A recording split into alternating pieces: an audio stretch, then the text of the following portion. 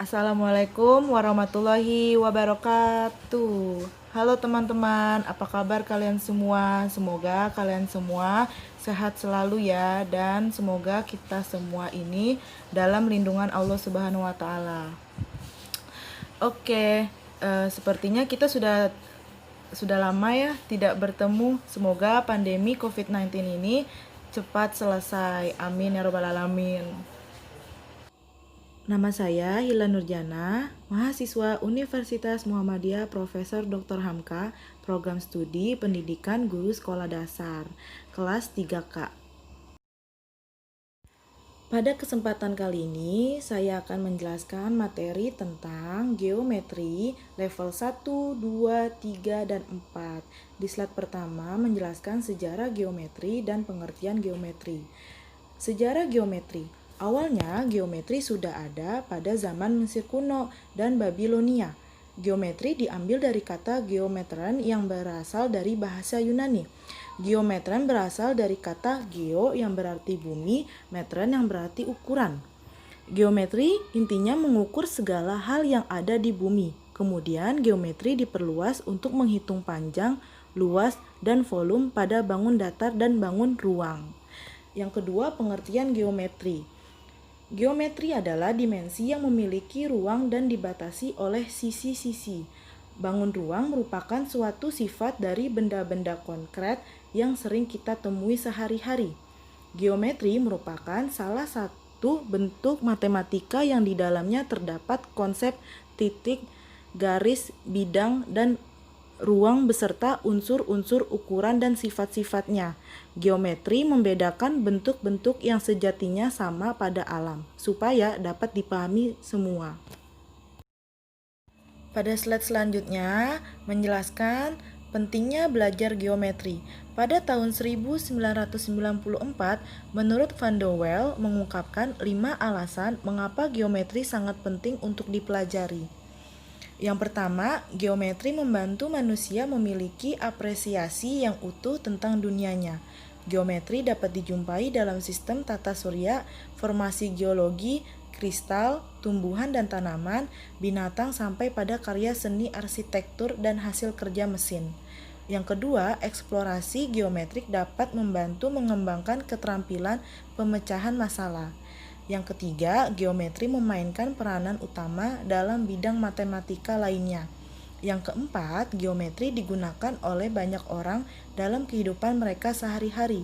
Dan yang kelima, geometri penuh dengan tantangan dan menarik.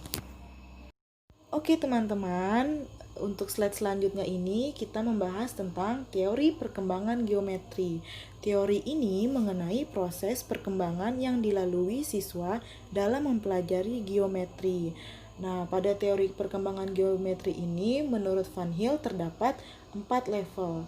Level pertama adalah visualisasi, level kedua analisis, level ketiga abstraksi, dan yang level keempat deduktif. Oke teman-teman, untuk mengetahui 4 level ini, mari kita bahas satu persatu dari level 1, level 2, level 3, dan level 4. Mari kita simak sama-sama ya teman-teman. Oke teman-teman, pembahasan berikutnya yaitu level 1, visualisasi atau tahapan pengenalan. Pada tahap ini, siswa hanya diharapkan dapat mengenali dan mengetahui macam-macam geometri. Nah, di sini saya mempunyai contoh gambar bangun datar. Ada 8 bangun datar. Yang pertama ini ada lingkaran, persegi panjang, segitiga, persegi, layang-layang, jajar genjang, trapesium, dan belah ketupat. Pada level 1, visualisasi atau tahap pengenalan, peserta didik hanya bisa ngasih tahu saja yang mana sih persegi. Oh, persegi itu yang warna kuning. Oh, persegi panjang itu yang warna merah. Kalau lingkaran yang warna biru. Jadi, ketika dikasih gambar tanpa nama, dia tetap masih bisa mengetahui, oh yang ini namanya persegi loh, oh yang ini namanya lingkaran loh. Itu berarti anak tersebut sudah berada di level 1, yaitu visualisasi atau tahap pengenalan. Oke teman-teman, yang selanjutnya level 2 yaitu analisis. Pada tahap ini, siswa melihat gambar-gambar sebagai kumpulan sifat-sifat.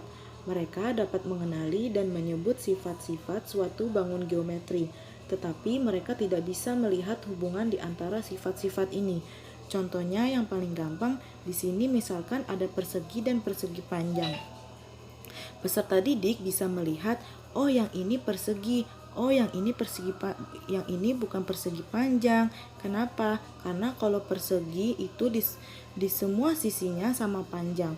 Oh, kalau yang hijau itu segitiga. Kenapa? Ya karena sisinya ada 3. Jadi pada level 2 ini hanya dapat mengenali dari masing-masing sifat-sifat suatu bangun geometri. Siswa atau peserta didik belum bisa membandingkan ke bangun yang lain. Begitu teman-teman. Mari kita lanjut lagi ya pembahasannya. Oke teman-teman, yang berikutnya level 3 yaitu abstraksi. Pada tahap ini siswa dapat mempersepsi hubungan di antara sifat-sifat dan di antara gambar-gambar. Contohnya misalnya ketika ingin melihat hubungan persegi dengan persegi panjang, kebanyakan peserta didik kalau yang tadi di level sebelumnya yaitu level 2-nya gagal, itu gak mampu masuk ke level 3. Kenapa ya? Aku bisa begitu ya? Ya karena tadi di level 2 mereka mengenal sifat-sifat dari masing-masingnya terlebih dahulu. Nah, kalau mereka gagal mengenali sifat-sifat dari masing-masingnya, maka akan kesulitan masuk ke level ketiga. Contohnya kalau persegi sifat-sifatnya yaitu memiliki 4 sisi yang sama panjang, kemudian sudutnya 90 derajat. Nah, kalau persegi panjang juga sama 4 sudutnya memiliki 90 derajat. Jadi sudutnya 90 derajat. Nah, yang membedakan apa sih persegi dan persegi panjang? Kalau persegi semua sisinya sama panjang. Kalau persegi panjang itu hanya sisi yang sehadap yang sama panjang. Jadi contohnya itu sisi yang bawah sama sisi yang atas itu sama panjang, tapi nggak sama sisi kanan dan sisi kiri. Jadi punya 2 pasang sisi yang sama panjang, jadi nggak semua sisinya sama panjang. Begitu teman-teman. Oke, kita lanjut ke level 4. Oke teman-teman, di slide berikutnya level 4, deduksi. Pada tahap ini, siswa dapat mengkonstruksi bukti, memahami peran aksioma dan definisi, serta mengetahui makna dari kondisi yang perlu dicari. Contohnya ketika ingin menghitung kelilingnya, kalau mau menghitung keliling persegi, gimana sih? Nah, peserta didik tersebut tidak mengetahui nih definisi dari persegi.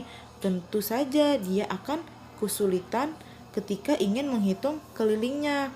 Jadi, balik lagi deh, definisi persegi itu apa? Nah, definisi persegi itu adalah sebuah bangun datar yang memiliki 4 sisi sama panjang. Jadi, kalau ingin menghitung kelilingnya, tinggal sisi yang bawah ditambah sisi yang atas, ditambah sisi kiri, ditambah sisi kanan, atau 4 kali sisi karena sisinya sama panjang, jadi tinggal 4 kali sisi. Nah, habis itu siswa tersebut akan menghitungnya. Nah, kalau peserta didik sudah mampu mengecek ke situ, berarti dia sudah berada di level 4 yaitu deduksi, atau siswa sudah dapat mengkonstruksi bukti memahami peran aksioma dan definisi. Oke teman-teman, terima kasih yang telah mendengarkan penjelasan materi dari saya. Semoga pada video ini bermanfaat untuk kita semua. Mohon maaf apabila ada kesalahan kata pada penyampaian. Kurang lebihnya mohon maaf. Wassalamualaikum warahmatullahi wabarakatuh.